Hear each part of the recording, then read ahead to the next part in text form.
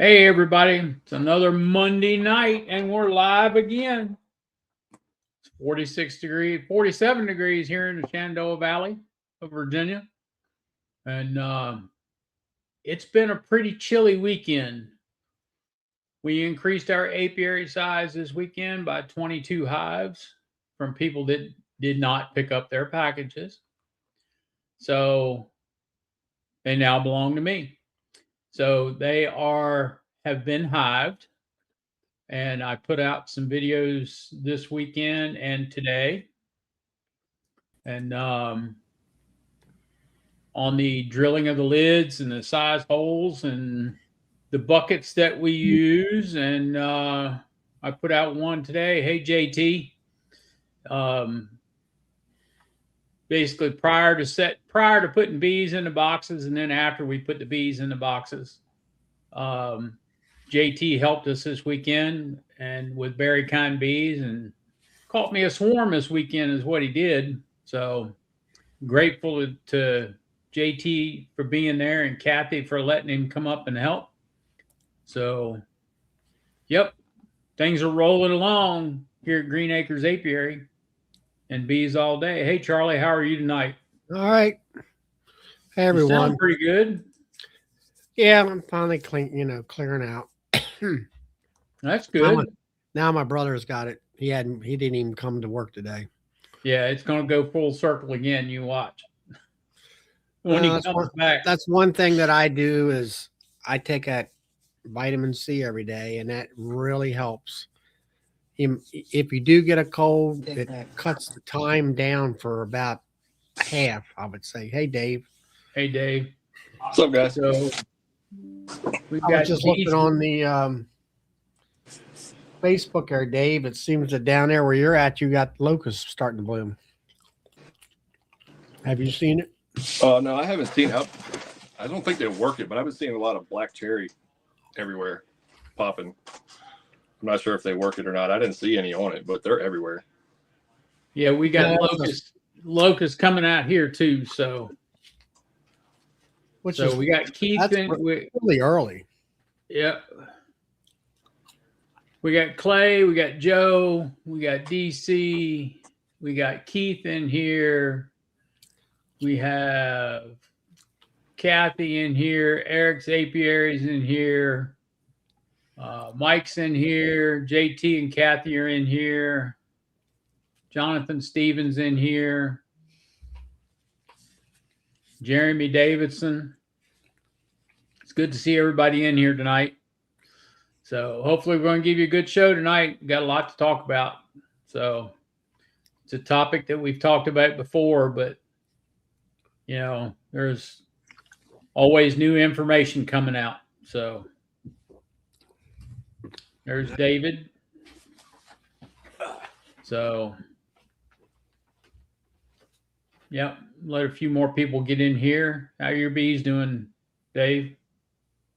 Oh, pretty good. I think it's a perfect afternoon. I got queens hatching in the incubator right now. Cool. Perfect timing. Yeah. Evening hatch. And then it's going to be 30-some degrees tonight. DC, we sell Anil brand frame feeders. The deep ones have floats in them, and people tend to like those better than the mother load feeders. So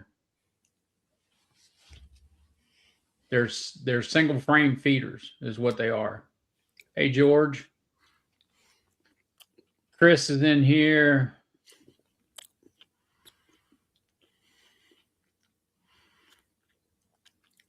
Yeah, we got plenty of feeders, DC.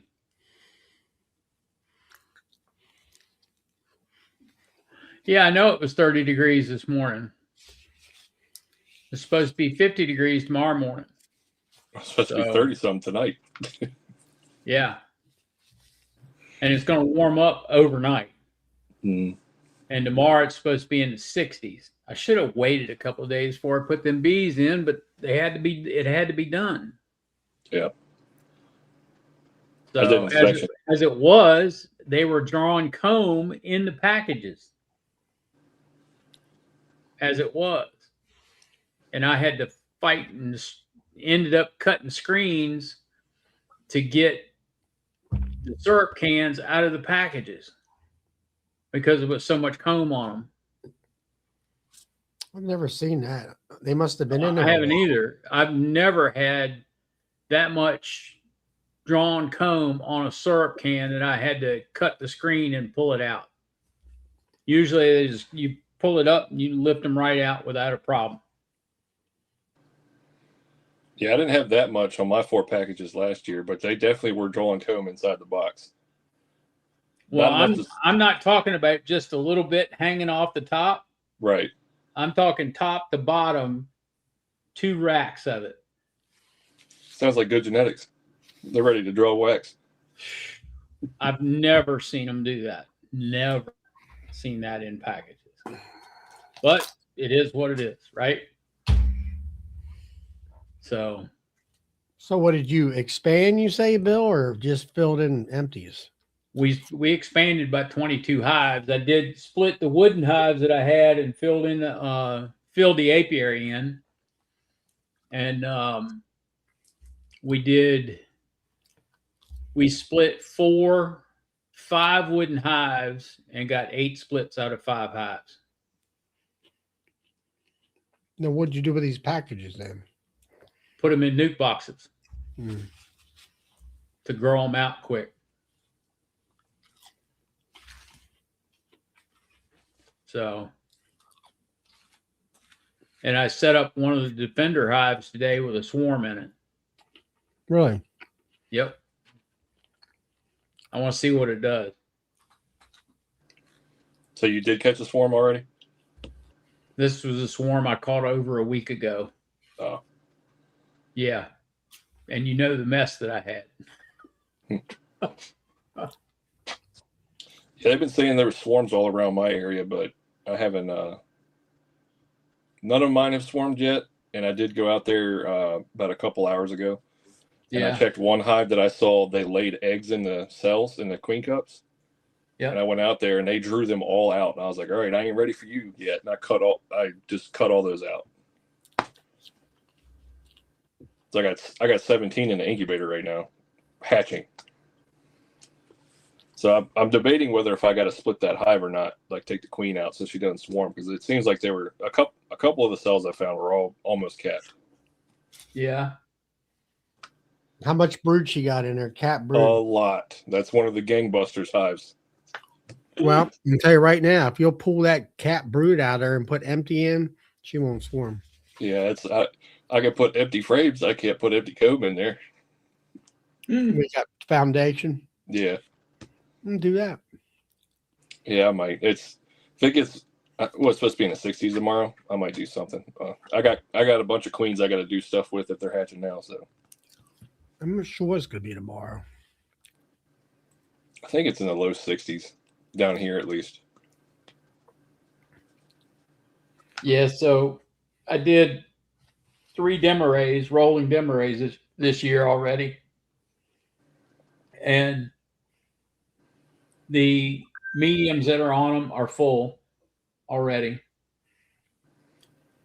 So I got to pull them off, put 2 empties on. and get down in the brood box and give her some empty frames. So, yeah, it's supposed to be 58 tomorrow and at a high and 33 at night. And then 70s the rest of the week and basically in the 50s at night. yeah, and then we got rain coming in a couple of weeks. On the weekend. Yeah. So have y'all done demeries with no drawn comb, just foundation? Yep. Where you just leave the queen. I've got cut comb frames in one of mine. The 21st century bee cut comb frames. Right. Yeah. And they've already, I put 4 in each one. And then I put 6 in a different just a regular production hive. And in the demeray, they've already got 2 of the 4 and one of them drawn out, and 3 of the 4 and the other one drawn out and starting to pack it. So what about the box on the bottom? Well, I'm talking about like you take all the frames up except for the queen and then leave them just foundation in the bottom. Mm-hmm. That's good to go or good to do? Depends on how your flow is. Depends on the flow. If you ain't got no flow, I wouldn't do it. Yeah. The thing of it is, when you leave down her, you need to leave her with 3 combs, some food, some brood, and her down there to lay in, maybe an open comb to lay in. I've never tried that. That's exactly the way the George Demery talked about it as I read about it. And, but he states in his letter, original, on the letter, I guess in the documentation on the magazines back in 1892, that he preferred to put drawn comb in the bottom. Yeah. But you got to remember one thing. The year is 1892. They didn't have such things as what's this plastic? What's that? Yeah. Everything was real wax and wire. And, I'm sure the bees utilize that a little bit different than sprayed plastic foundation. Yeah. As far as drawing it out. Yep. Those are the details that everybody, that don't think about. Yep. And all. And in 1892, you can go up to New York State.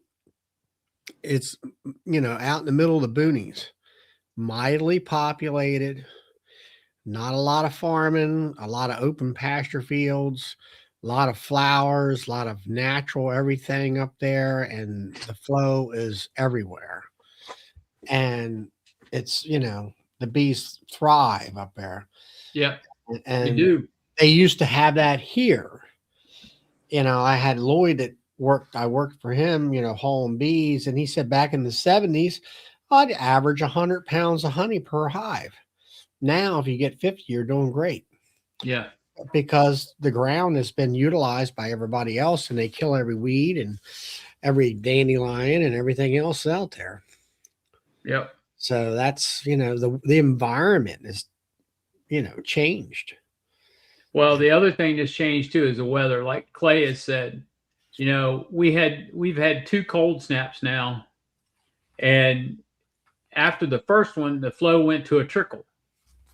And this one that we're in now, it's been long enough to either stop the flow or to slow it down to the point to where it's still a trickle. And when it warms back up, of course, we're going to get another flow because the sap's going to start coming back up in the trees. And what didn't have nectar before that still has flowers is going to have nectar now. So, yeah, I think when it kicks back in, it's going to kick in pretty hard. So actually, that's what, like, if you're into maple syrup, that's what you want. You want that cold. You want that warm and cold fluctuation. Yeah, because that brings the sap up and down in the tree. Yeah.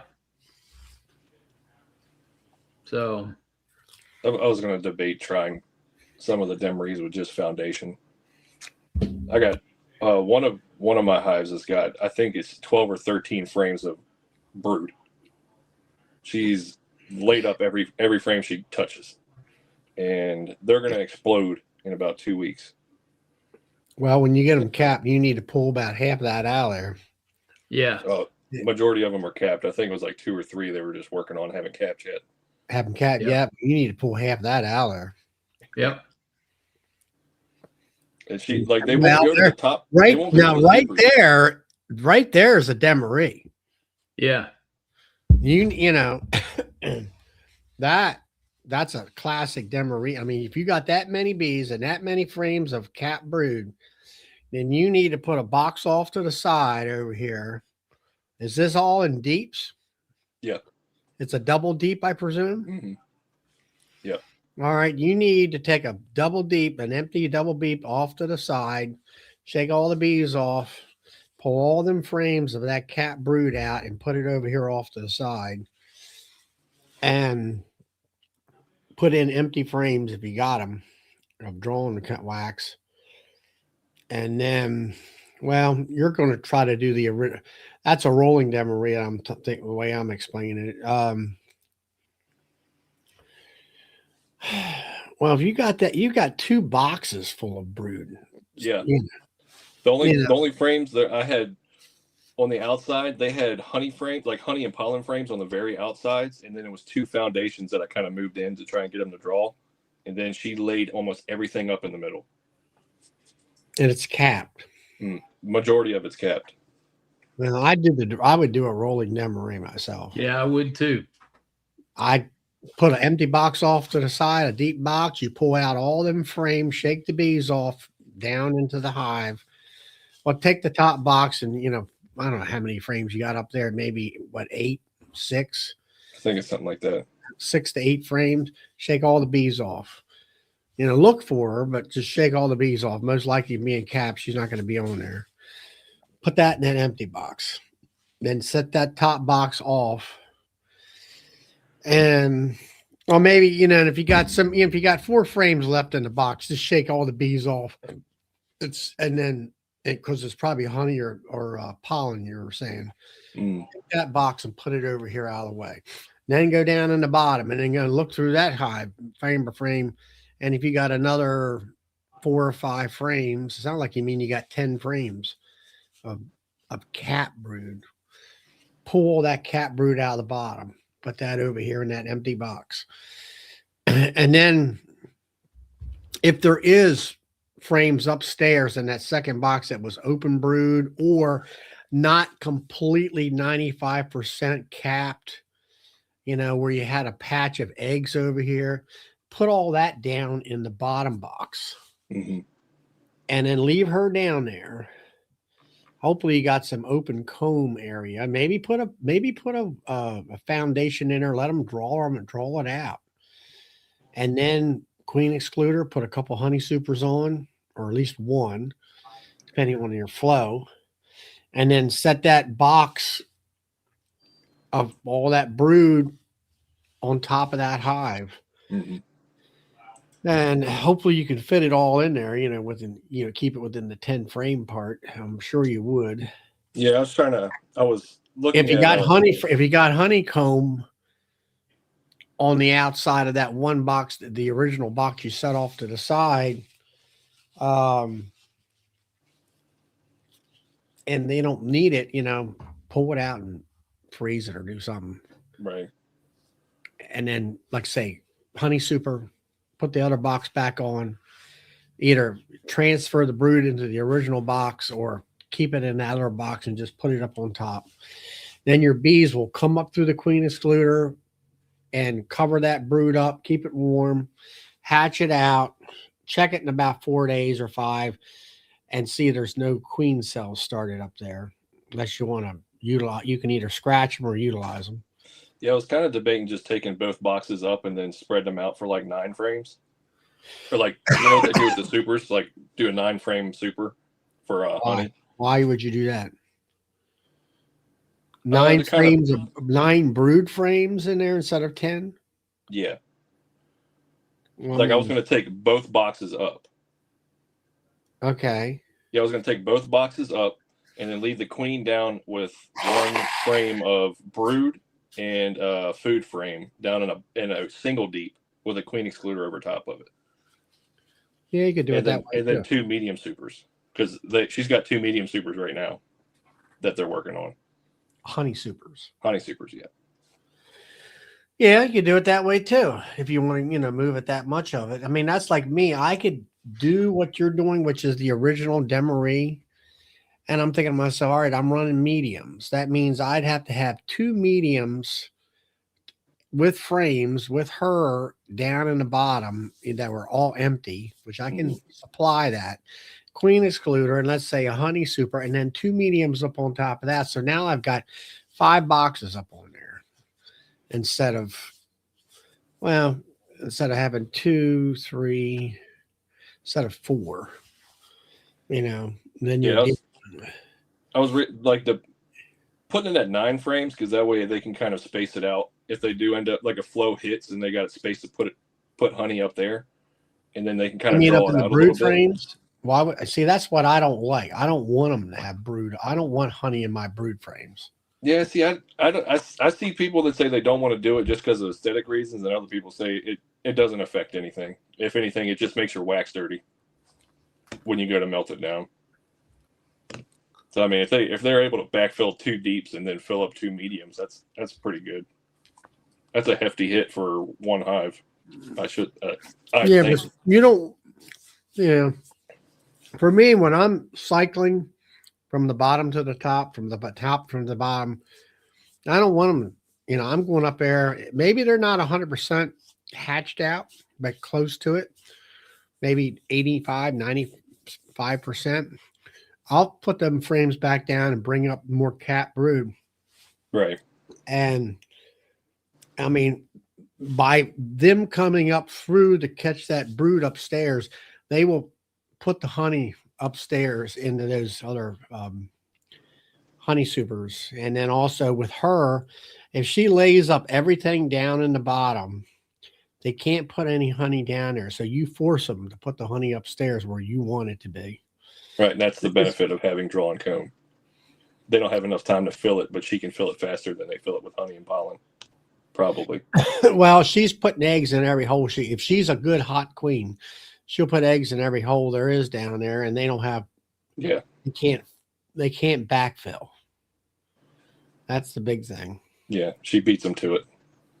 Yeah, well, see, that's my problem with back queens last year. She's too damn slow, and they were putting more honey downstairs than what they should have done. Yeah. And then this year, my queens that I made, in general, all my hives are better off this year, way better off than it was last year. But I went and put supers on. I finished up Saturday, started on a Wednesday evening, and I did that evaluation video I just put up, and yeah, they look good on top, but when you really dug down in there, I was pulling a super of brood frames off, just getting them off the hive, because I said, you don't have enough bees here to populate the space. So even some of my hives right now are, they're okay. But then I'm looking at what they're doing, and I'm like, yeah, you got brood everywhere, but it's not capped. Is it because you're a late bloomer type thing because of all this cold? And we've had what, Bill, two weeks worth of nice warm weather. Yeah, we had 2 weeks of warm weather, had a week of cold weather, 2 weeks of warm weather, and now another week of cold weather. Right. And then prior to all that, it was just plumb cold. Yeah. And I'm like, are we, as everybody's saying that everything's a bloomer. Yeah, down south where you're at, Dave, you are ahead of us some, for me. But I'm like, the maples and stuff like that just basically leafed out around here, and I don't know. I don't know. I look at the amount of the queens, what they're doing. I got a few hives that were really, I did pull some splits out of to make some nukes as far as cat brood goes. And then the majority of them don't have a tremendous amount of cat brood, but they do have a lot of eggs. And then I went through them Saturday on some of these bigger hives, and I'm like, all right, well, there's a junk frame. It's full of pollen. Everybody thinks I'm crazy. I mean, like, they're not going to eat that frame. They want fresh pollen. The pollen nutrition value is less in any pollen that is over the winter. And it's like, to me, it's a worthless frame. That's one question I need to ask everybody in the chat tonight. Is there any way of getting pollen out of a nice drawn comb so that she can lay eggs in it without destroying the comb? Not that I know of, Charlie. I mean, I threw about 90 frames away last year into a dumpster because they was just full of pollen. And, and I tried, at first I was going to try to scrape it. Well, that stuff I had some of it was frozen and some of it was, I let it thaw out. And I think I'd have to have an air chisel to get the darn stuff off her because my shoulders would have killed me by the time I did a box. Can I take a stab at the question? Yeah. You said this was all frozen comb, or is this fresh pollen? No, it was. Yeah. I freeze any frames that are not being used. They all go in the freezer. Right. So I don't have wax moth and stuff like that. And I'll bring them back out and leave them set for 3 or 4 days, and they're nice and soft. So if they were really laid up or really filled up with pollen, couldn't you make like a nuke or something and then use that as the food frame, and then that they would lose their worker force and they would be forced to use that or do something with it? Maybe. That would be my guess. All I'm saying is pollen from last year has very less food value about it than fresh pollen coming in the hive. They'll take fresh over old any day of the week. But all right, Mark says he's washed them out. A lot of work. Well, that's a problem. And Hope says he soaks them in a galvanized tub for 4 days and then hose them out on high stream, and you have to weigh them down. And it said it works. Oh, is that like a pressure washer, Hope? And if it's a pressure washer, does it tear the wax up? I think that's what they're getting at. Just completely take the wax off, making a new frame. Yeah, I've seen them do that. That's the easy way of doing it.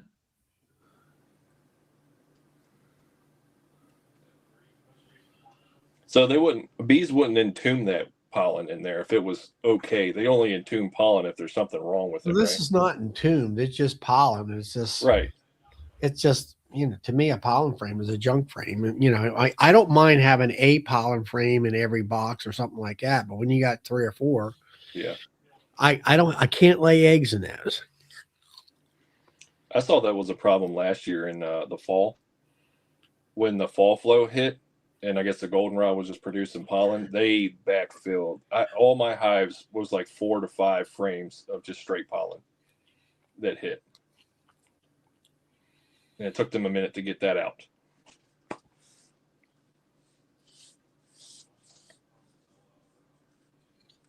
Well, and your guys, you're just soaking them in regular water, I guess.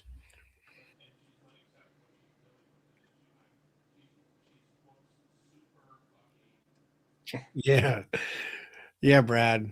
Not me laying the eggs. Let the queen do it. I have a hard time doing that. I am not taking a dental pick, DC. That's forget it. Was it 3,000 cells on the side? Just sitting there plucking each one out? I don't think so. No.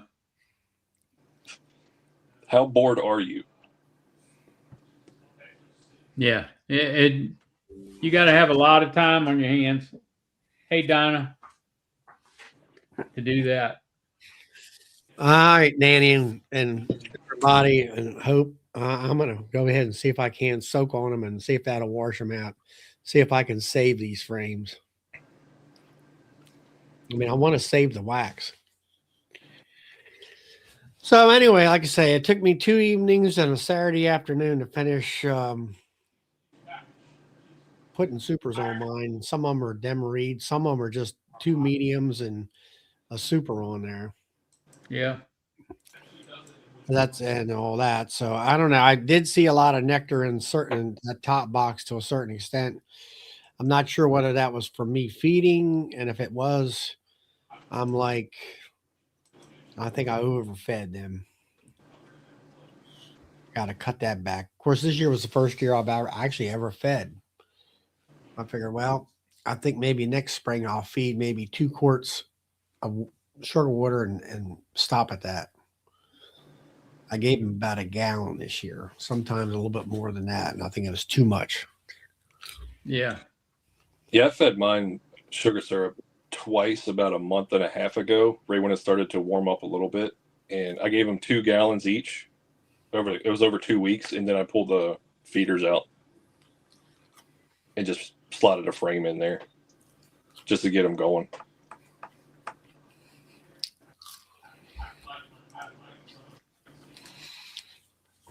Well, Russell, I have to agree with you there. I'm kind of like you. I'm looking at scraping versus what? How much is $1.40. $1.40 a frame? $1.40 a sheet for foundation. Yeah, but if you get a plastic frame like I get, $3 triple wax, about $2. $2. $2 to $2.40, something like that. Yeah, something like forget it. I chuck them and put new ones in. Yeah, I've learned over the past couple months that seems to be the way to go. Pay the extra money. Charlie. What's a Flow Max? It's a drug. Huh? Think about it. It's a drug. Okay, I got you.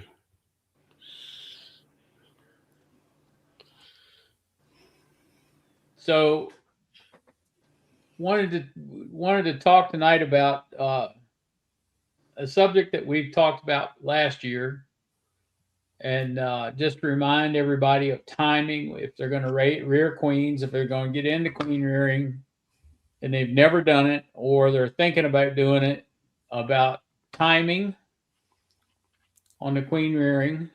And you've got to, in your timing, you got to remember the weather as well when you start grafting. I know a dozen phone calls this week.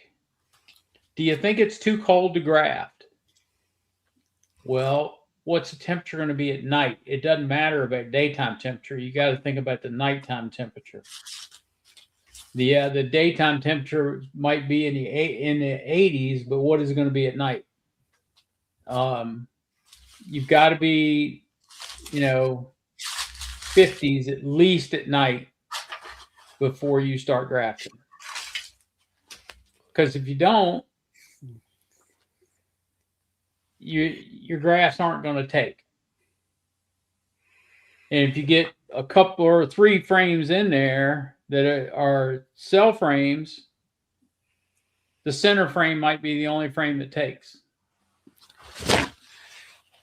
And like DC said, you got to think about, it's like planting a garden. You got to think about the weather and the nighttime temperatures and the timing and the age of the larva and everything else. And you gotta look ahead with your weather.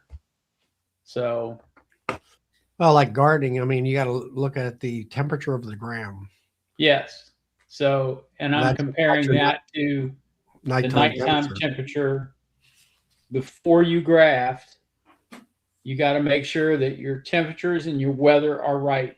And you may graft, and the very first 3 nights of the graft, yeah, you're above 50 degrees or happy hunky-dory.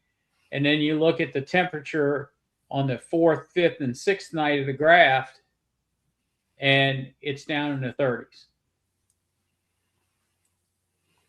So you got to think ahead.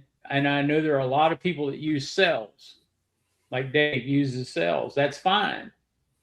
But if you're going to harvest those cells and you're not going to put them in an incubator, you're going to put them in right directly into a mating nuke to hatch out, then okay, you got to think ahead. You still got to look at your nighttime temperatures. So, because typically those cells are capped by day 6. And,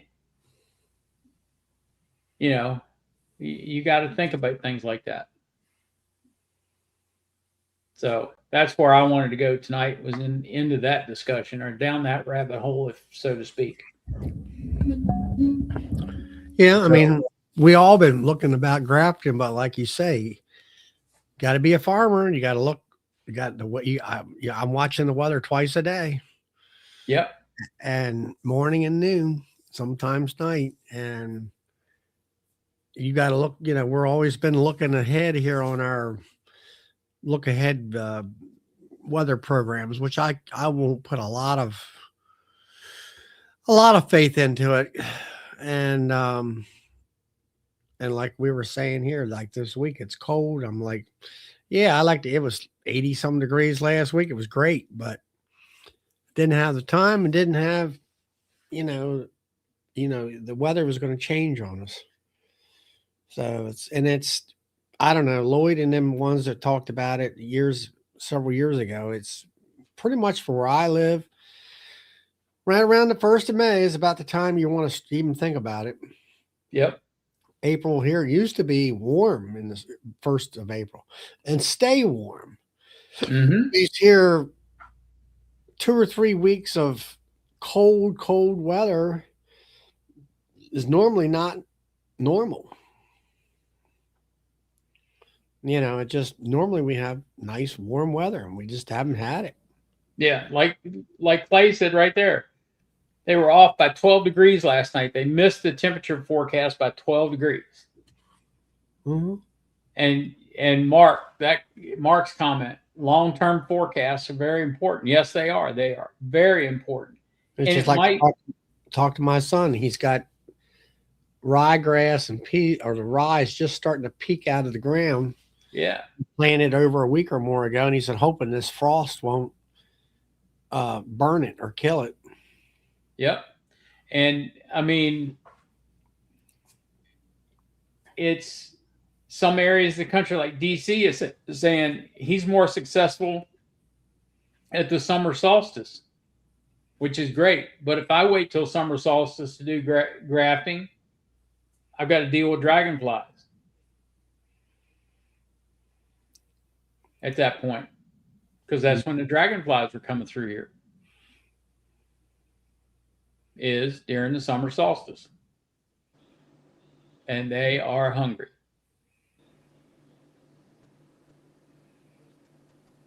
Yeah, my girl's got to deal with the dragonflies all the time. I live right next to the Potomac. Yep. So there you go.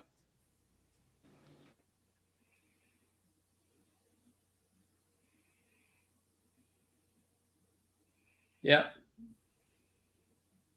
Just do it. Yeah, I mean, you can go ahead and try grafting, but it's at this time of year, especially if you're not watching your extended forecast, it's a crapshoot. Well, I thought about doing the grafting and everything in that licensed insulated hive, because it was insulated, especially for early April. And it just didn't work out. I mean, everything I had was it's an odd, it's a 6-frame box, and it's just too much of an oddball. Nothing fits with it. Right. So I sold the dumb thing. I mean, it was nice. So Gary's comment right there, let the bees tell you when it's time. Well, Gary, I had, back before the cold snap, I had queen cups that were loaded. After the cold snap, I went out there and every one of them were torn down. So what do you do? Bees can make dumb decisions too. They're not perfect. I mean, everybody does it. I mean, even the bees can be wrong. I mean, they swarm late in the fall when they can't have no way of surviving. Yeah. You know, it's, hey, Tom. So it's, like I said, it's a crapshoot. You're damned if you do, and you're damned if you don't. And, you know, so. Yeah, I don't know. Everything right now has got everything. I got my bee area or yard where I want it. Now it's kind of up to the weather and the bees. Yeah, it is. I was going to attempt my grafts next week. Like you were saying, like Gary said, let the bees tell you when it is. And I just started seeing queen cells and queen cups everywhere. I was like, maybe. And then I saw the weather this week. I was planning on doing it this week. Then I saw the weather and I was like, yeah, no, I'm going to try and wait till next week. I don't know what the next week's forecast is, if it's like somewhere in the 70s. But if it's in the 70s, I'm going to go ahead and pull the trigger on it. I like it to be at least no cooler than 50, 55 degrees at night. Yep. Around, let's say 50 at the very minimum. Yep. And then I think with 50 degrees at night, if you get that low, if you got the population in that cell builder, they'll cluster around those cells and stuff and keep them warm. But below that, I've tried it years past, like where it got cold like today or tonight. And I mean, the bees just, I didn't have it set up quite right either. And they abandoned us. It was just a waste of my time and a very psychologically disappointing. And then you get very frustrated and all that kind of stuff. Well, that's like Dave this week. I'm looking at my extended forecast. Okay. My daytime temperatures are great. My nighttime temperatures Thursday and Friday night are perfect. Well, Saturday night through the 2nd of May is in the 30s and 40s. So yeah, that's going to discourage me from grafting here. Here in this area where I'm located, it would discourage me from grafting just because of the nighttime temperatures. Now, where Mark lives, he said he's in his 5th round of grafting and pulling the queen Saturday. Well, that's great. He's got the weather to do it. I don't. Yeah, I think I'm in the same boat as you. Yeah. And then if you look at the week of the 3rd of June, same thing, and the week of the 10th, and the week of the 17th. It doesn't get better until the week of the 24th of May. So now you're, from what is quote unquote normal, which we all know is a relative term, I would be a month and a half behind in grafting. Yeah, I'm reading the same thing at that same date for me too. Yeah. Because typically around here in the valley, in this area, you can start grafting around the 15th of April. Right after Easter.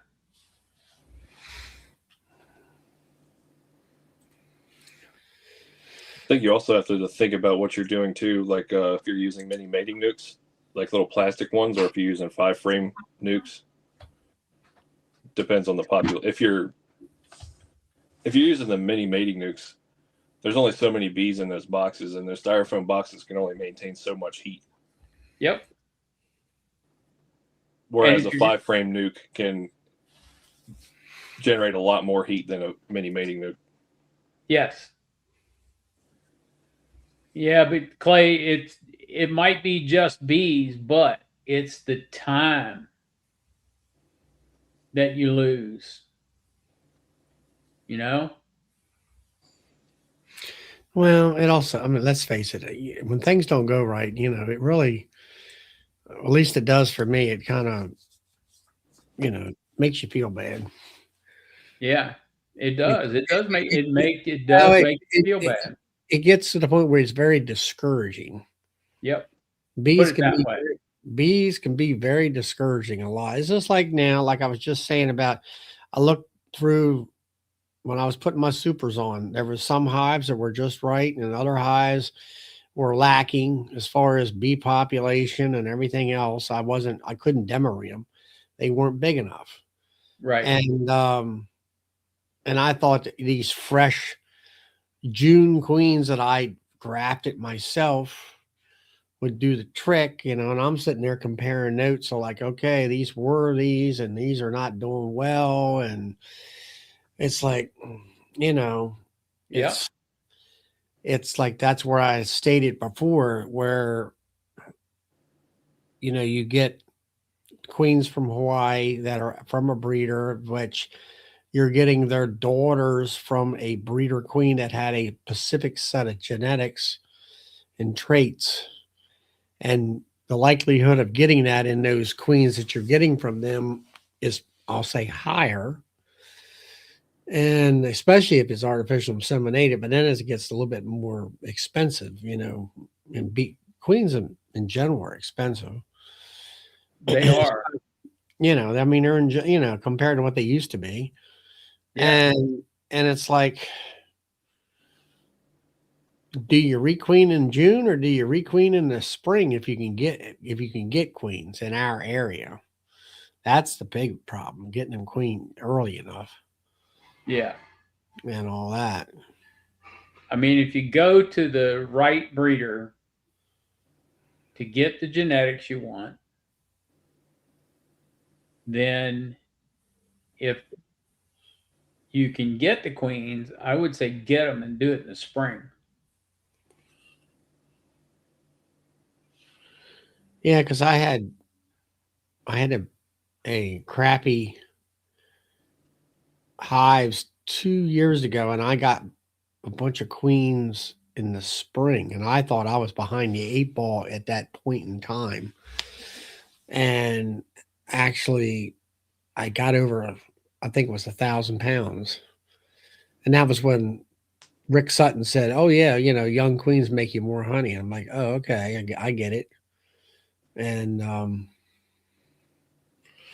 all that, yeah, I don't know. I keep trying to make my own queens and you know pull from genetics.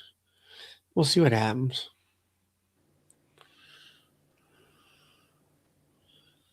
So I'm Yep. debating grafting Sound from like my to me spicy you got a hive. great hive down there, Dave. If I had a hive that had 12, 15 frames of cat brood right now, I'm like, that's the girl for me.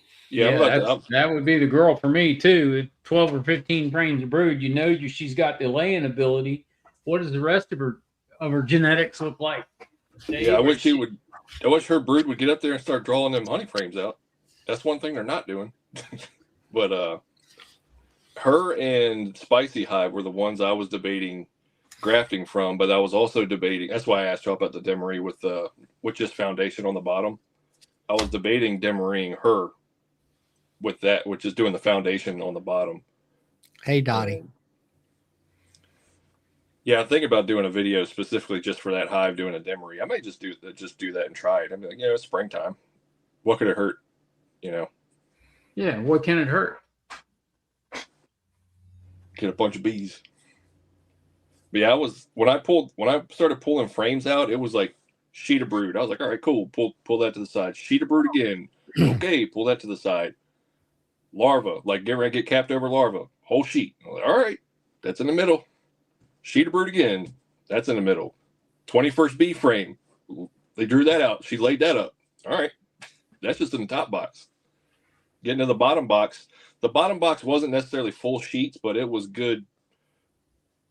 Like a good portion of it was mostly brood. And like in a Demery, like Brian says in Flower Street, you know, if you got that girl that's putting all them 15 sheets of brood up there, and you got some queen cells up in that top box, I'd be harvesting them queen cells and making splits off of that. Right. Yep. Instead of having just 2 boxes up there, you might be want to make 4 or 5 splits and grow that queen. And that's one thing everybody's starting to talk about, or this is Eddie down in Louisiana and places like that. And it's all goes right back to what I read in the Doolittle book there. You make that small split in a nuke box, and then you got that queen ready to roll, and then you can just drop her and all her frames into another hive that's got a crappy queen, and she'll take right over with no problems. Yep. And all you just or you can take that same nuke box, build it out, put another box on top of it, and let them build that out. Put a nuke bottom board down, take that top box set over here, pull a couple frames of brood out, and drop a queen in it. Now you got 2. Set another deep nuke on either one, deep or medium, whatever you're using, on top of it. Build that top out. Now you got 2 full hives. Yeah. Agador. Yeah, I mean, it's like you said, then you can requeen the colony after the flow and all that stuff, like Brian said. And really, that has been my game plan for this year after reading Doolittle and then talking to Eddie. And they're all the same technique, you know. Eddie says he can put a virgin and put it in a small box of bees and then she'll get accepted, you know. And I'm thinking and that's another thing I'm going to try too this year. If I can get a virgin queen, I'm going to take a nuke box, spray everybody down with some peppermint oil or some vanilla extract with sugar water, and her along with her, and see if they don't all get along together just fine. They should. You know, well, I mean, they're too busy grooming to worry about, oh, there's some stranger in here. They're too busy grooming to worry about it. Yeah, and they're grooming and they're all smelling the same and they all get done licking each other. They're all like each other. Yeah, I had a queen that when I made 7 splits 2 weeks ago, and right now I got 5 out of the 7 are laying. 2 of them they tried to requeen themselves. 2 of those queens got a little bit of honey and water on them that was in the bottom of my cage, and when I went to release them into the box, I was afraid that they would get attacked. Yep.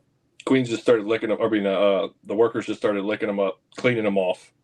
Well, in that same book I'm talking about with Doolittle states in there to take a teaspoon of honey and cover up that virgin queen and you know, kind of roll. He actually stated in the book to roll her in the honey, which I don't think that would be a good idea. No, I don't either. But I mean, he had basically what the idea is to get her honey, you know, get her all coated up with some honey, or I would say sugar water, and they would lick her clean, and she was fine. You know. But yeah, that happened to 2 of the queens, and they both successfully made it, and they're both laying eggs right now. So I mean, there may be something to that. Oh yes, you know. I didn't try for that. I just put a little too much in the bottom of the cage, and she just dropped down in there and rolled in it. Well, yeah. Now a friend of mine said that another guy I know that does queen rearing, he was spraying water on it, but it wasn't water; it was sugar water, is what it was. And he likes to use vanilla because he likes the smell of vanilla, and I have to agree with him. The reason I'm using peppermint oil is I happen to have some up in the cupboard back in the days of the Essence oils. You know, that's going to cure everything. Got it? Yep.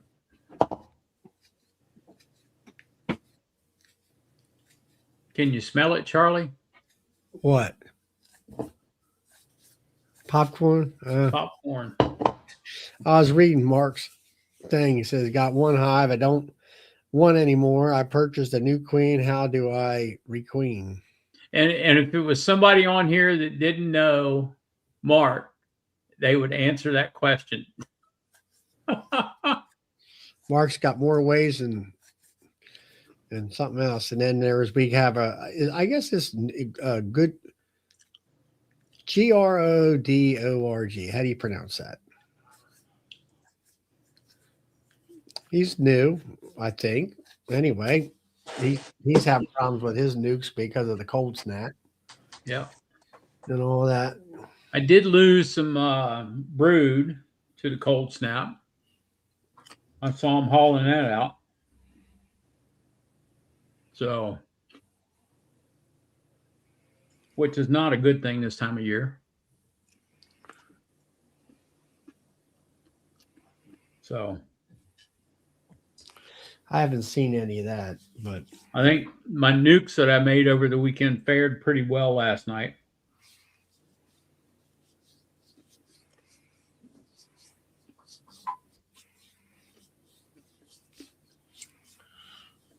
well, mine weren't robbing. I went out and mowed the grass first thing this morning, and they were all like, "We're not coming out. We're still underneath the covers."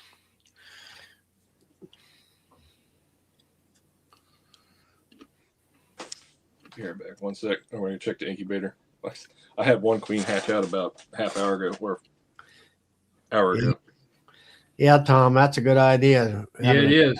Double screen board like that, get the heat off of a heavy hive. Yep. That ought to work real good. Actually, I had the boy I'm helping out making nukes up. He had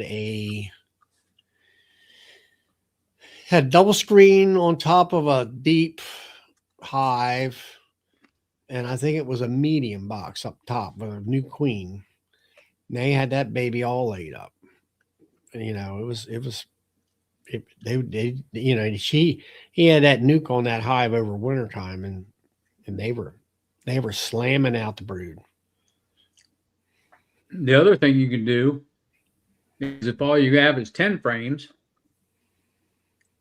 you can take a flat bottom migratory cover with no rim on it, put a 5-frame nuke on one side of that 10 frame on a double screen board, slide that migratory cover over the 10 frame to cover it up so they can't get out, and you'll get the heat off of that 10 frame up into the 5-frame box itself.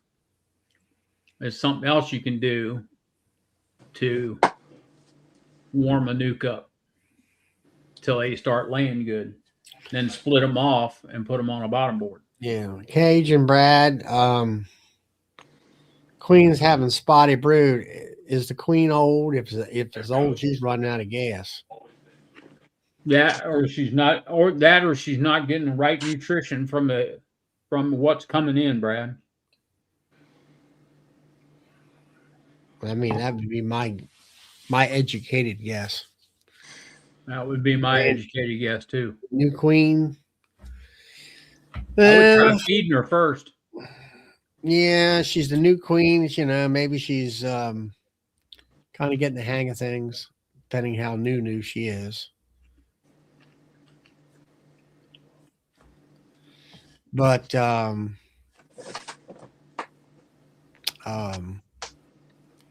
don't know.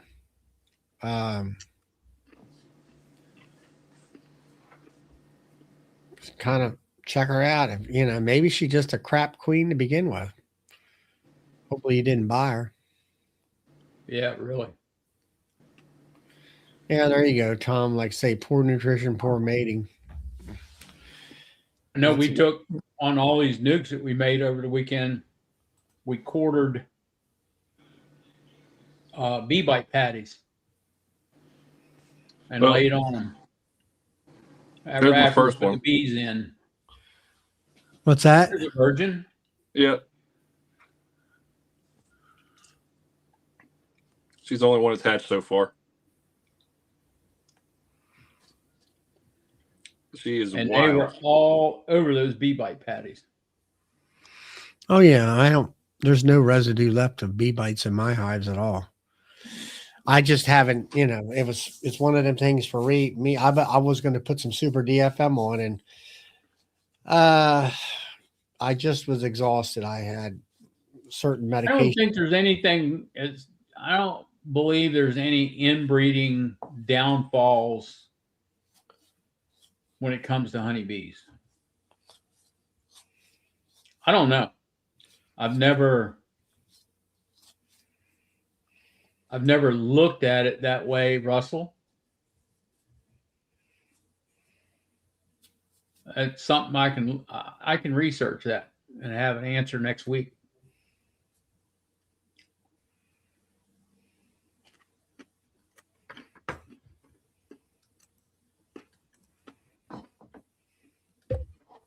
Let me see if I can find some answers now. Yeah, I mean, yeah, like Brian from Flower Street, she's laying multiple eggs. That sounds like a fresh queen that hasn't got the control of her body yet. Why would I paint her eyes? Make her blind. So, Russell, the short answer to your question is it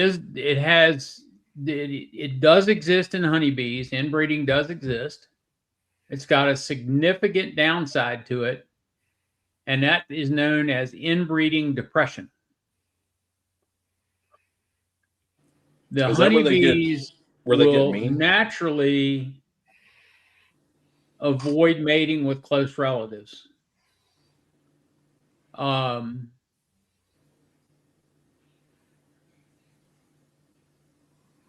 It causes shot brood, which is now Luke's saying, is that a queen mated with her own drones? Yeah, I put inbreeding is. It causes weak colonies, reduced productivity and health, increased aggression and weakness, and deterioration of the gene pool. I mean, when it comes to like talking about the queen, you know, I watched what's his name? The guy up in West Virginia who's a AI queen breeder. And he had a video years back where he see it right there. He of course he could see things, you know, and one of his own queens was flying out and he made it with a drone right there in the same apiary. Now, whether they were related or not, who knows?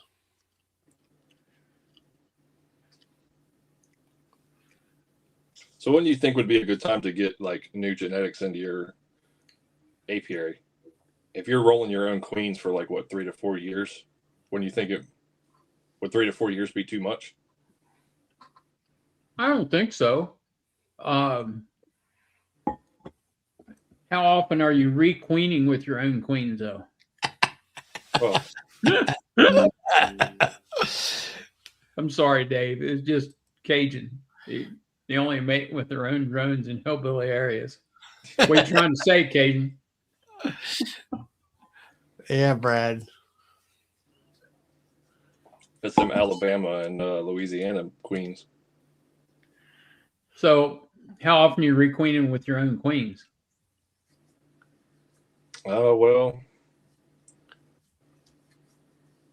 all the queens that I have have been of my stock. Yeah, how often are you redoing them? I haven't requeened any of them. I mean, unless they requeen themselves, that's about it. Hey, Phil. So, hey, Phil. Have you seen in your hives? Of course, how many you got? 5, 6, or more? Right now, 19. All right, you got 19. Are they all working pretty much the same, or you got good ones and mediocre and crappy ones? I have, in comparison, they're all working pretty good, and there's a couple that are excelling. There's none I haven't had to requeen any of them, or I've seen anything bad, other than the one that they took the queen. I think they took the queen out because she didn't swarm, and they started drawing superseded or emergency cells everywhere, and that was the first round of queens that I pulled out. I like Other than that, I like Luke's answer there.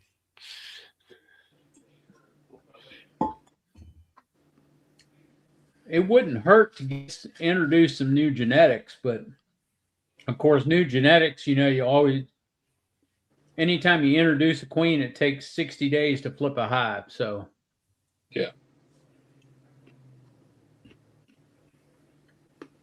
But new genetics is not bad. Not a bad thing. Yeah, I was wondering how long you could go with, because it doesn't seem like, I'm pretty sure there's bees in my area. I mean, I've seen honeybees in my area. I don't know how far away they are. Like, what is it, up to what, 2 miles, 3 miles that a queen fly, or there's like drone congregating areas? 5 to 7.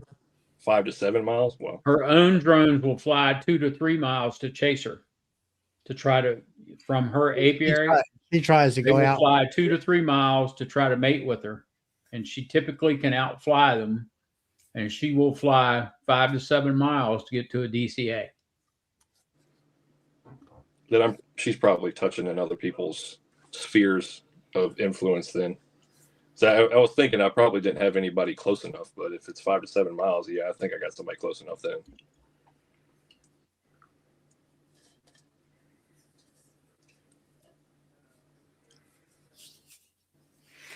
Yeah, I don't, it's my main thing of it is I found that with the demery and stuff like that, I got to requeen every year because I just wear them out. If they're really good, that's if I can get a queen that just lays everything up constantly, they got to put all the honey upstairs, and I'm pulling frames around. Those are the ones that just won't last. But trying to get all my queen, and that's my big goal right now, is trying to get all my hives to be equalized as far as strength and everything.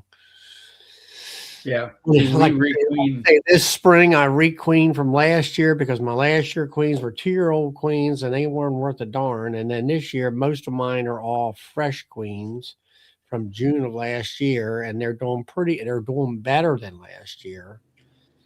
And yeah, we burn a queen out here every other year. And some of them are 24 queens and has done quite exceptional. Yeah. One hive I've been complaining about, I went out there Saturday while it was nice and bright and sunny in the afternoon, and I tore that hive apart, and I was figuring on that's my last hive, and that's going to be the most miserable hive to work with because they're going to be all over me, and they weren't bad at all. So obviously when I'm there at 4:30, 5 o'clock in the evening and the sun is behind the barn, which is the downfall of having hives there. Everybody's home as far as the forager goes, and they're the ones that have been giving me the problems. Yeah. So. Yeah, we try to work them in the morning and early afternoon. Late morning, early afternoon. That's great if you can do that. Yeah. That way we don't have to put up with the workers. Yep. Tom, I don't know. I don't think that happens in Maryland. Not around here.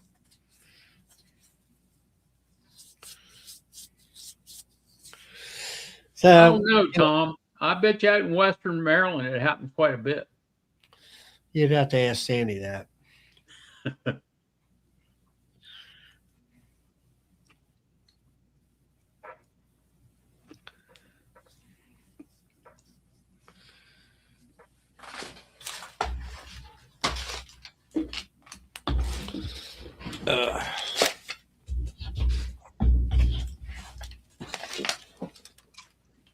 Charlie's going to go get his popcorn now. That made him hungry. Yeah.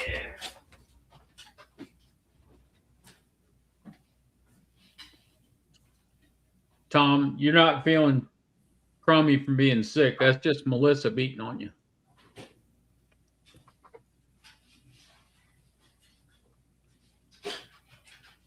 You got to start behaving yourself so she'll stop beating you up.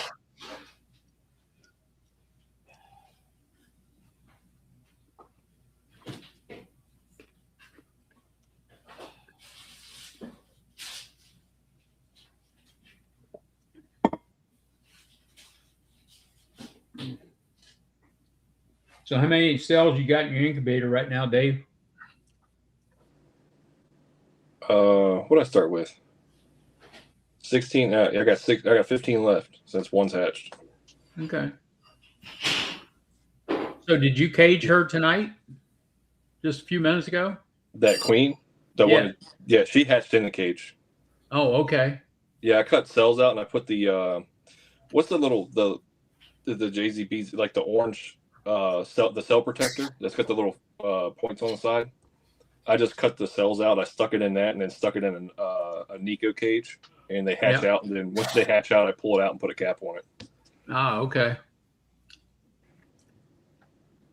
And that was actually one of the smaller ones. I didn't think there was a couple small ones in there, and I said, you know what, I'll give them a chance. And she was the first one to hatch, like real small, not real small, but not as big as the other ones.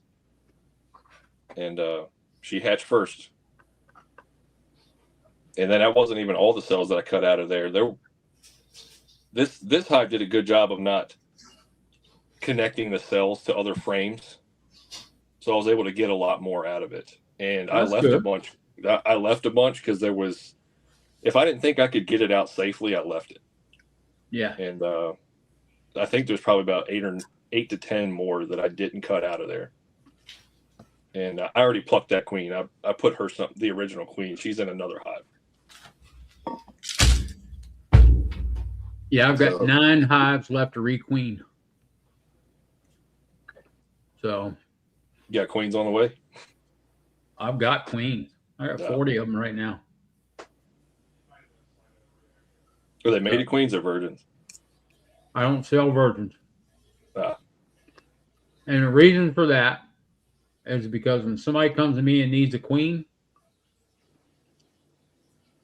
either a queen didn't come back mated, or they're beginner bees and they don't know what they're doing. Mm-hmm. And they aren't patient enough to wait that 30 to 35 days to get a virgin back from being mated. You know what I mean? They don't want to wait that cycle. So it's just easier for me to have the mated queens on hand. Right. And do it that way. So do you have them banked? You have them banked, just sitting in a hive? Yeah. Yep. And of course, now I'll sell 40 queens in about a week and a half. So they're not in the bank that long. Mm-hmm. And that half week, I'm placing another order for 40 more to come in. Right. So yes, I always have queens available. What's your opinion on selling virgins? If somebody wants to wait, if they're patient enough to wait that cycle, and they have enough bees in their hive to wait that cycle, go for it. Right. But if they're a brand new newbie beekeeper and they're not patient and they think, oh my God, I've lost my queen. I got to have one right now. That's the type of person you don't want to sell a virgin to. So it's kind of give and take when you sell virgins. Yes, I was thinking about it. I was like the pros and cons. I was thinking about the different stages. You can either sell cells or sell virgins or sell mated queens. And I see some people sell cells for like $10. They sell virgin queens for $20, and they sell mated queens for $40 to $50. Yep, that's what I sold my virgins last year for. But the problem I have is that our bee clubs only teach one thing.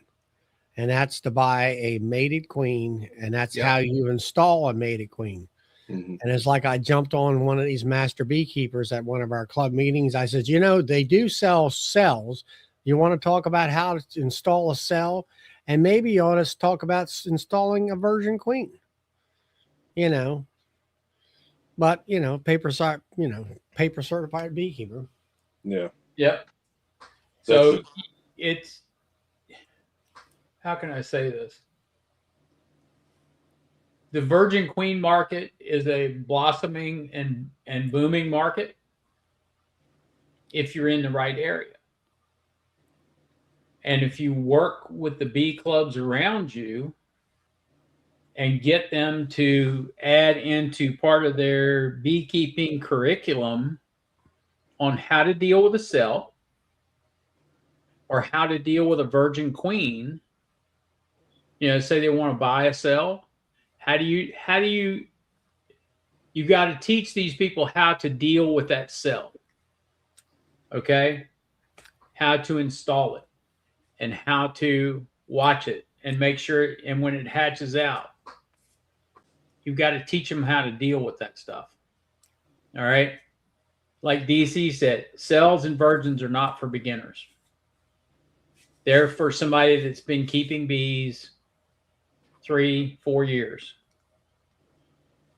because they're going to understand the quote unquote science behind it. That's just a term that I use, the science behind the having or putting a cell in or introducing a virgin or caring for that virgin queen, making sure she's got the right nutrition before she goes out to get mated and when she gets back. What the fact of the matter is, Bill, I just dealt with one beekeeper. I've been beekeeping for 5 years. And I says, well, I need a queen or something like that. I said, well, you got your, got your nuke all ready? No. I said, well, you can't just pull the old queen out and put a new one in. You got to get rid of the darn pheromones. Yep. And she's been beekeeping for 5 years. Yep. And then I told her, I said, well, I said, are you a good person about finding a queen? No. All right, that's no problem. Pull the frames that you want out. I explain it. Get an empty box off to the right. Pull the frames out. Shake all the bees off. Put them in the box over here. So that means you need 3, let's say a frame of food and brood, and 3 frames of brood and food, and maybe pollen and whatever, and some nectar frame. Then you get your 5 frames over here that don't basically have any bees on them. Then I told her to put, I said, you need to fill the hole back up if it's a double deep with foundation, drawn comb, whatever she had. Put the queen excluder on. Take that box over there, put it on top of the queen excluder, and put the lid on top of it, and come back next day. And then the bees will come up and cover up all that brood, and all you got to do is walk off the next day with the split, and you know where the original queen is, still in the hive. Yeah. You want to make a split. Yep. I explained to her just like that, only 3 times in a row, until she finally got what the heck I was talking about. But she's been a beekeeper for 5 years and doesn't know that. Yeah. Is that a beekeeper or a bee haver? Yeah, I don't know. She knew Bill Heschbeck. I said, yeah, I know. You probably hit the nail right on the head, Dave. She's probably a bee haver.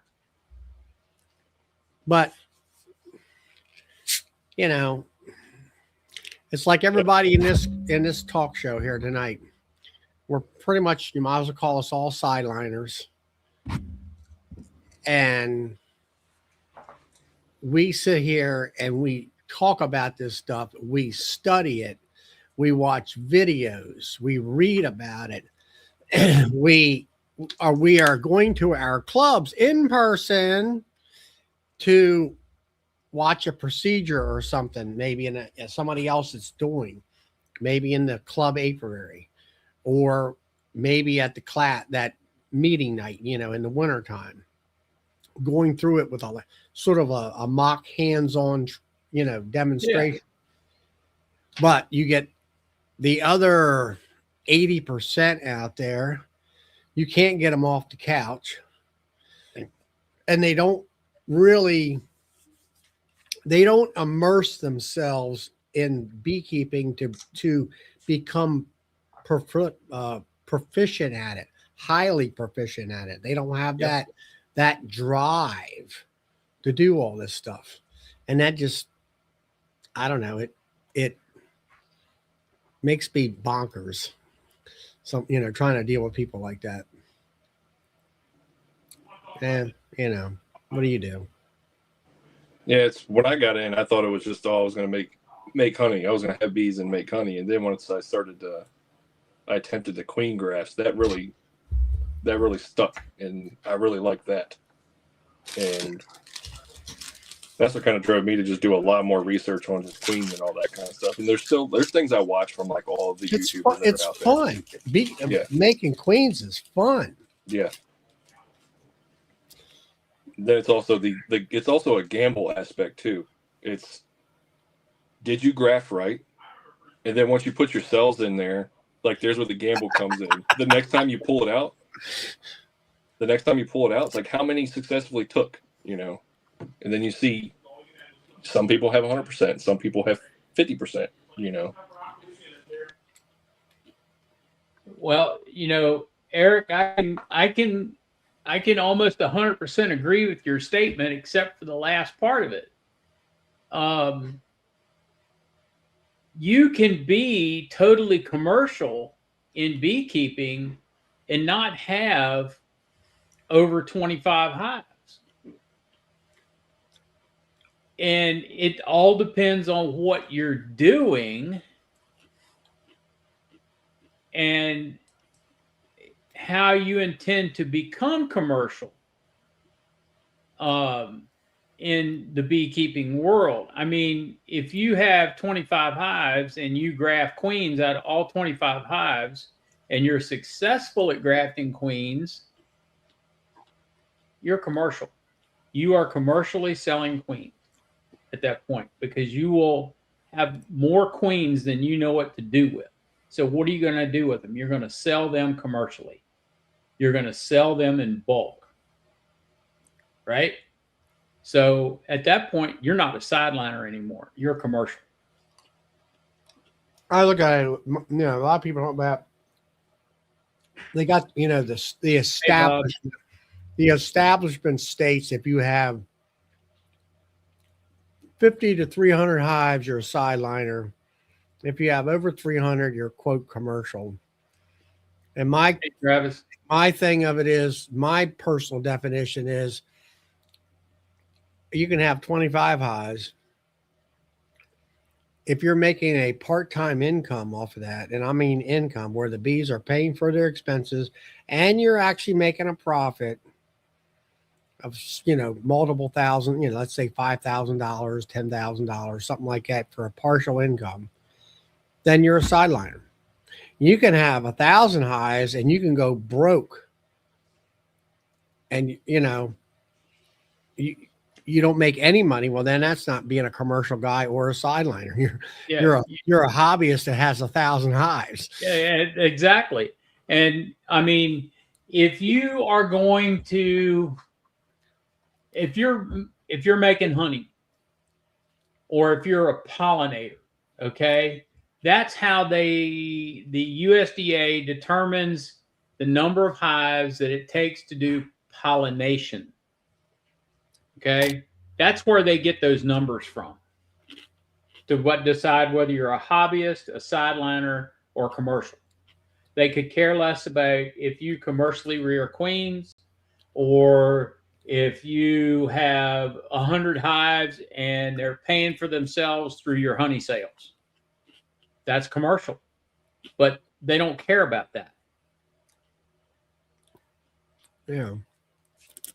They look at the pollinator. The pollination hives is how they determine whether you're commercial or a sideliner. I think they need to do away with that, or make a deviation, like a branch off of it. Exactly. Do a deviation, a branch of it, do a Christmas tree of it. Yeah, pretty good, Tom. Better than popcorn. I don't know about that, Charlie.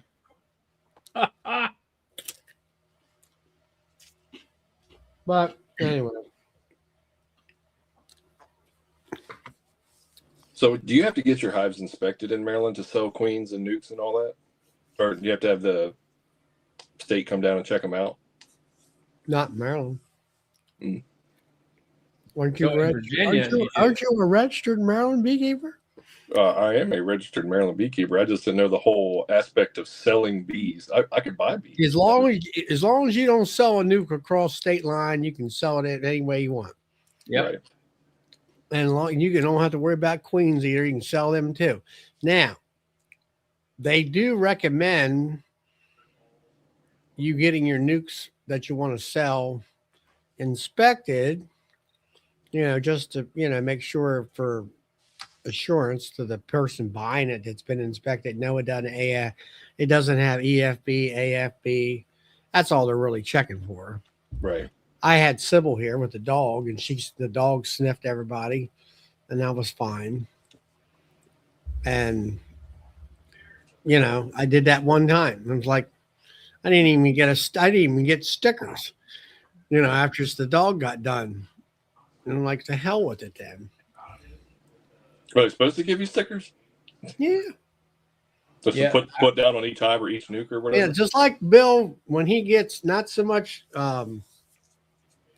If you buy nukes from somebody, out of state, it's been transported. Of course, they are supposed to get looked at down there, and there's a inner change of information between the inspectors from one state to the next, and then you're supposed to get stickers that you put on there and say, hey, it's been inspected and all that kind of stuff.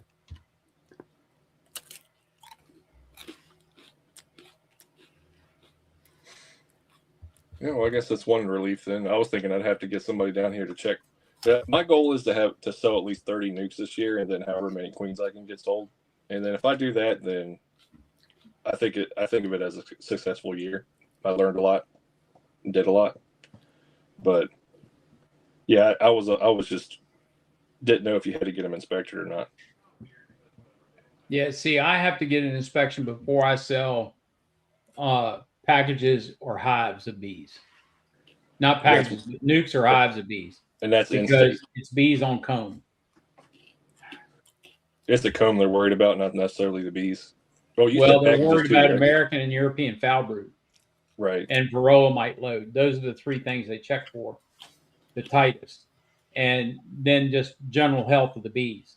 But if I'm going to sell bees on comb, I have to present a health certificate to whoever's buying them.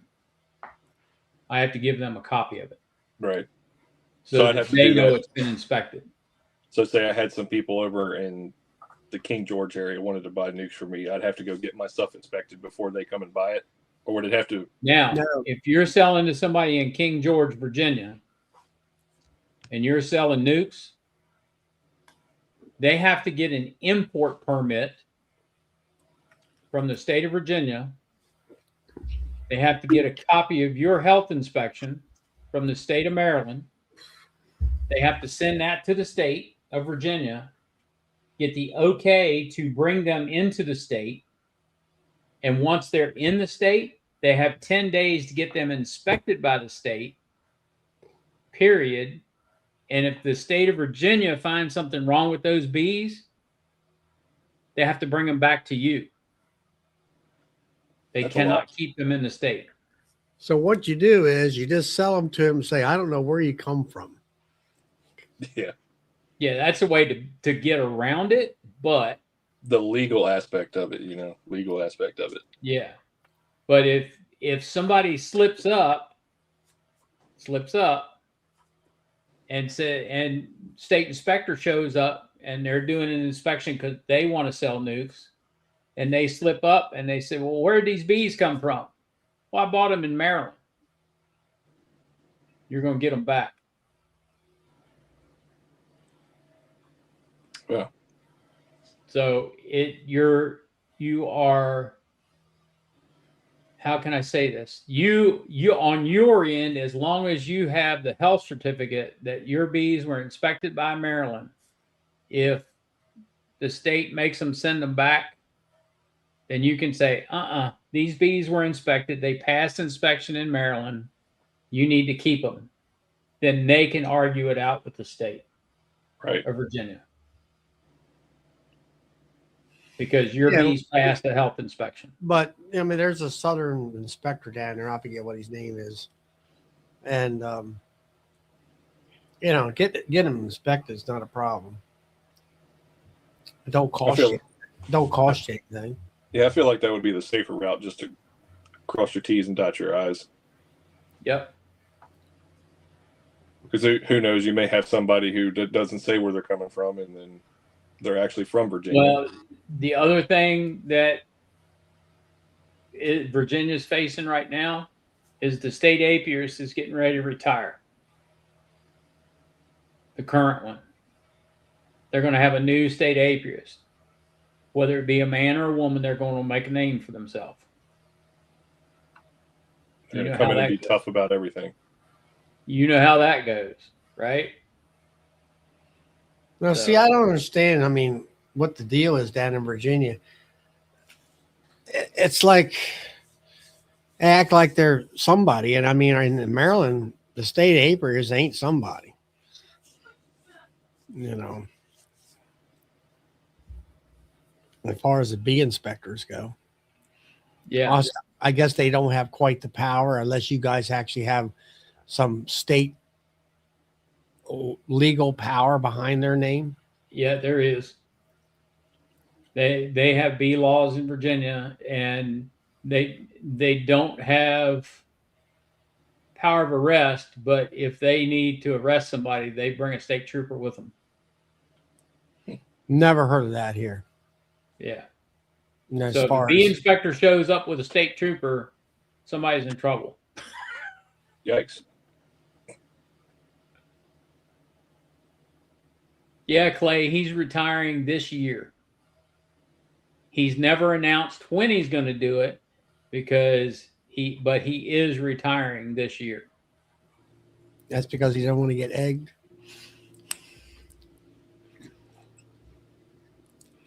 But no, anyway, his wife is retiring this year, and they're going to retire at the same time. Who? His wife. Oh. Yes, Clay. Keith is retiring this year. I don't know. Up here, I mean, they were trying to give the inspector a little bit more teeth when you didn't have your bees registered. And there was a couple people that says, I'm not registered, and you don't need to know my business type of thing attitude. And the law states in Maryland, you're supposed to have your bees registered. Yeah, I kind of wish they would cut back on that and just say, hey, look, you have an apiary.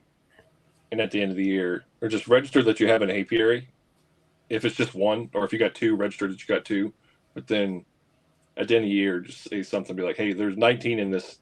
I'm going in the winter with 19 of these, or 19 hives.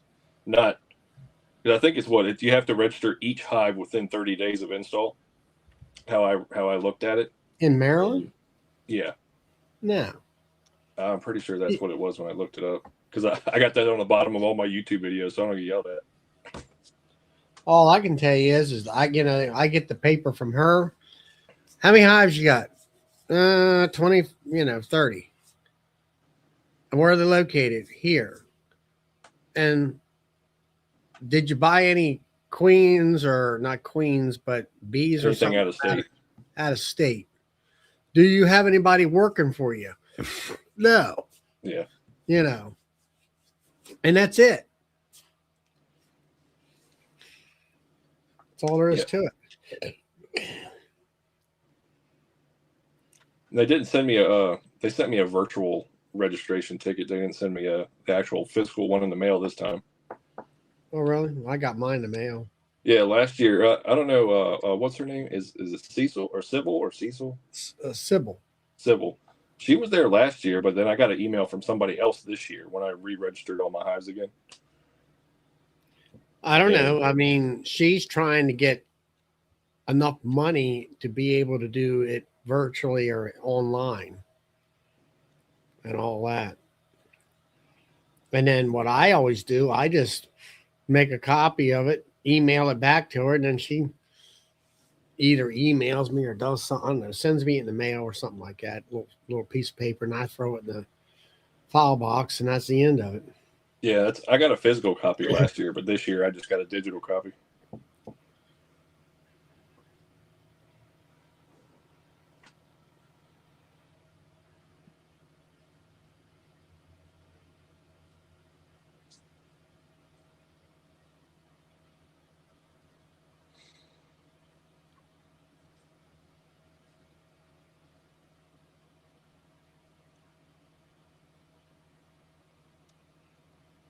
So, no, I mean, here in Maryland, never had any problems.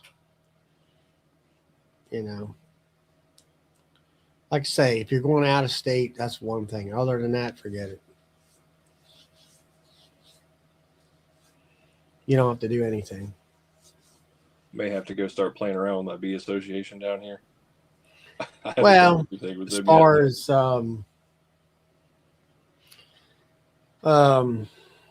I get her to come in every couple years with the the National Honeybee Foundation, and they take samples and everything for free and tell you what's wrong and good with your hive and all that kind of stuff. She did that last year, I guess it was 2 years ago, and all that. And then I do that every year. So then,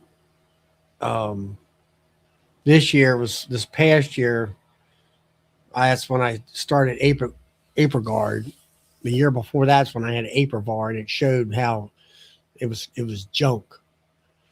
And that's when I went to Guard. And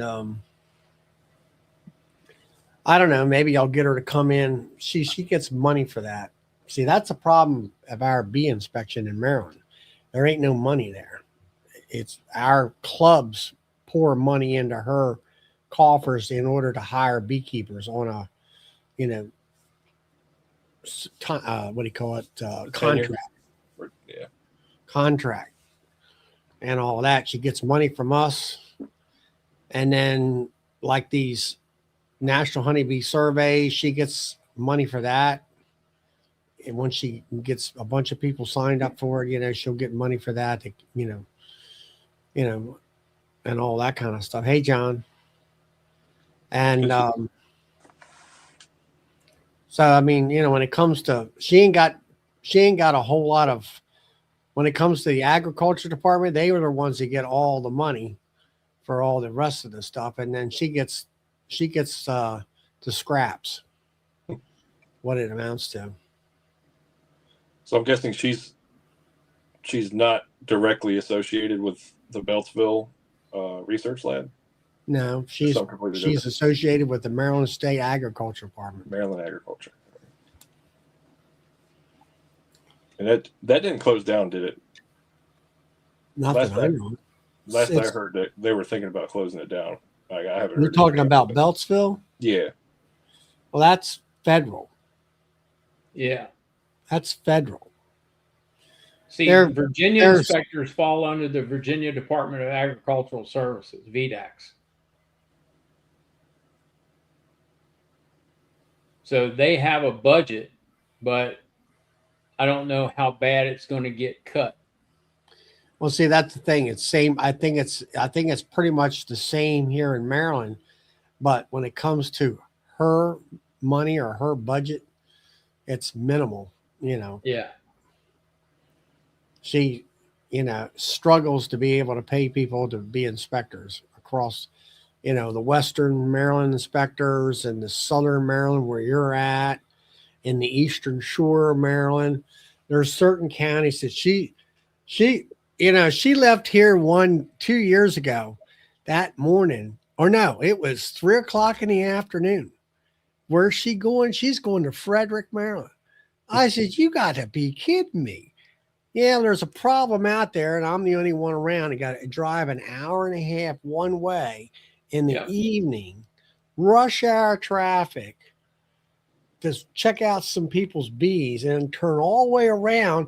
And she lives about 15 minutes from my house. I was like, geez, the only thing she's got going for her is she does have a state vehicle and all. I mean, if she's driving on 270, that's just a straight shot, right? Is it 270 that's up there, or is it 240? 70. 270. Yeah. And luckily, you can go, what, 70 miles an hour on that one? Yeah. Certain areas of it. But still, the traffic at that time of day, it's a bear.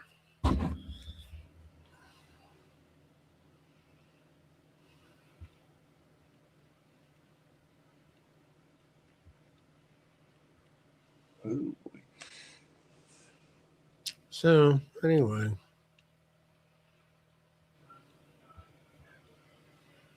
So I don't know if you stated, Bill, but when are you starting your queen rearing?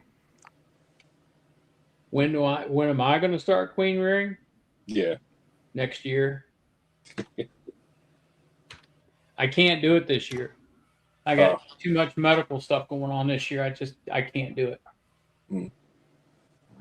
Because I hear starting Friday, I'm going to be off my feet for 6 to 8 weeks on crutches. Shoot. Yeah. 6 to 8 weeks each. Yep. Depends on how fast I heal. So that means you'll probably be back out working in about 4 weeks, right? Maybe 3. Nope. Somebody else is running the store for me.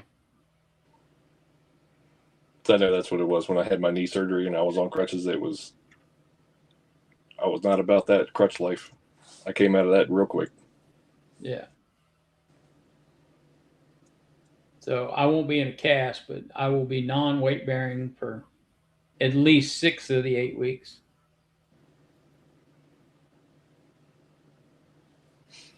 And then I'll probably be in a walking boot for another 4 to 6 weeks. So did you put off your queen rearing class? I take it. Yep. Yep.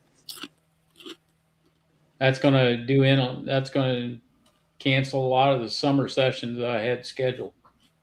So. Well, you got to get it done. So. Charlie wants to come down there and teach it. I don't know. There's a lot of setup to that too. Well, I can get the setup, people to do the setup. It's just I can't stand and teach it for that long. I'd have to be sitting in a chair with my foot propped up. Just get him one of them fancy wheelchairs and put a big umbrella on it. Put a mosquito net all the way around it, right? Yeah. Yeah, I can see myself now rolling out to the dock in that thing. Did you have much of a crowd that wants to do queen rearing? I've had a few people. So nobody really totally committed yet. So. Yeah.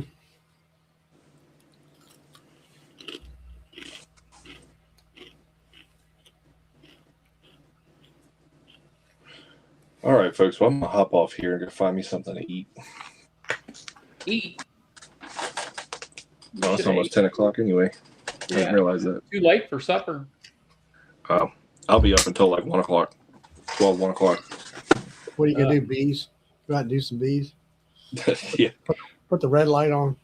I'm a bit of a night owl / early bird. One of them weird ones that has I don't sleep very long at night, but sometimes I'll take a nap during the day. Yeah. I sleep maybe 5 hours at night and then I'm up. And then by 3 o'clock in the afternoon, I'm ready to crash. Generally, if I go to take a nap, it's based off of what I ate for lunch. Eat something and then. Yep. And then I'm up until like 12/1, sometimes 2 o'clock in the morning. So, all right, folks. I'll catch y'all later. Thanks for having me on, all right, guys. Dave. Night, Dave. Good to see you.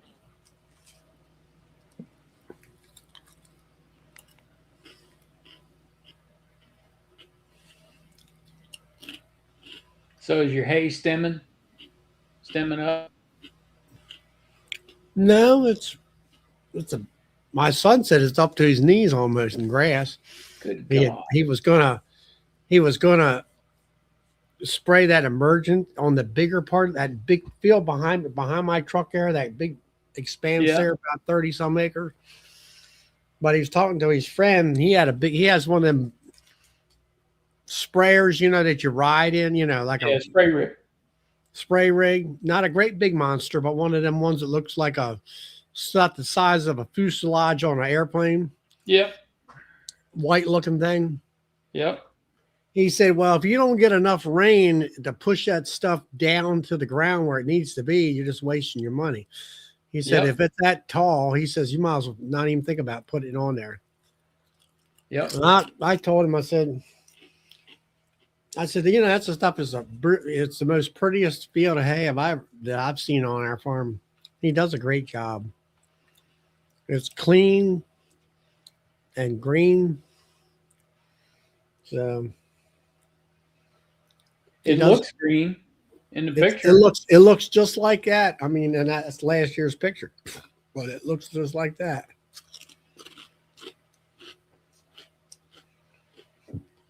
So anyway, he got his GPS on his tractor, I think. That way he can't get lost in the field when he's going around and around and around in circles, right? Yeah, so you don't overlap and all that kind of stuff. Yeah.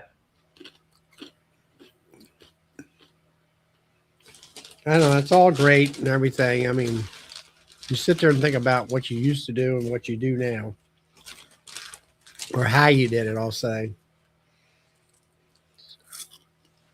Yeah, I teased the guys about the John Deere track so they don't get lost planting in the field because they don't know how to use row markers. You mean with the disc going out? Yeah. If they knew how to use row markers, they wouldn't need the GPS.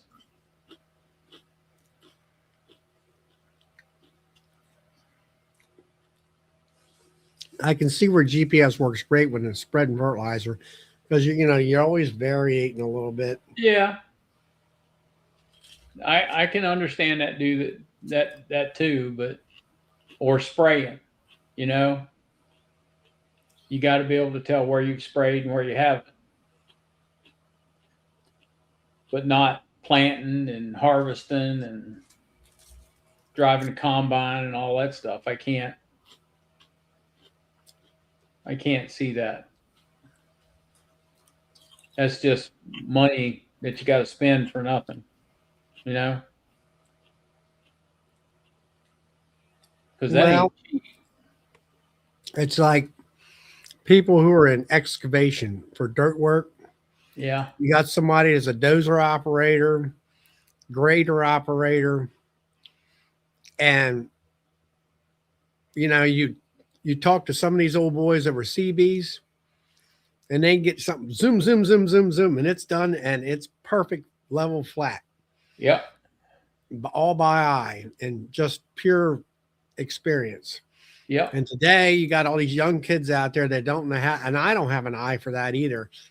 And they got a GPS thing on that bulldozer with a transit sitting over there telling them, it's telling the machine to raise and lower the bucket and all that, or the blade and stuff.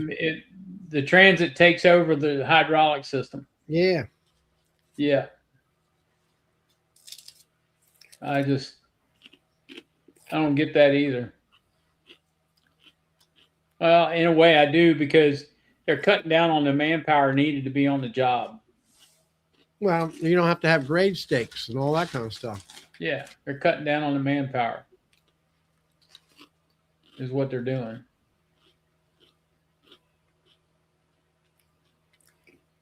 So anyway. Yeah.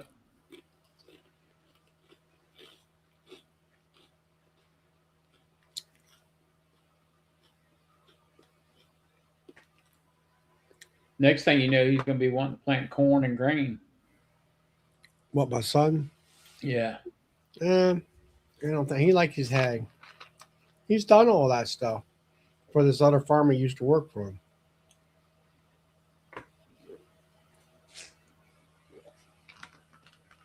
He's done a lot of corn. You know, he's got the experience. Yeah. He's done more farming than I have, as far as planting and all that stuff. I never was, would you say, excited about it. We were always planting in the fall for next year for hay crop or something like that. And then he did like fertilizer. He got the mill to come down and, you know, spread it for the spreading truck. Yeah.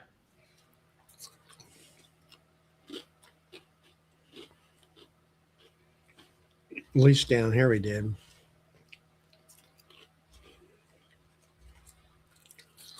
Come on in here, Tom.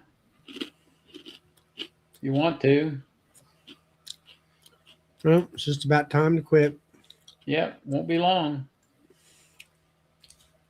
Won't be long.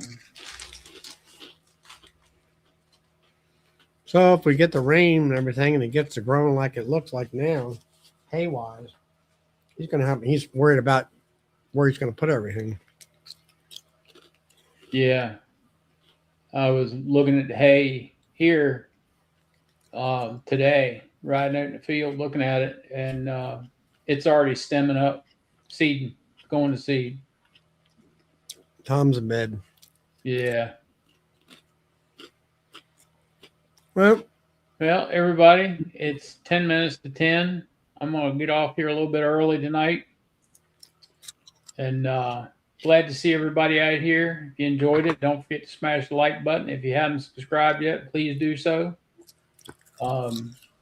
Helps us all hang around a little bit longer. So y'all have a good night. See you next Monday. See you Friday night with Charlie. So y'all have a great week. Good night. Supposedly, maybe. Never know. Maybe. Depends on how I feel. How you feel.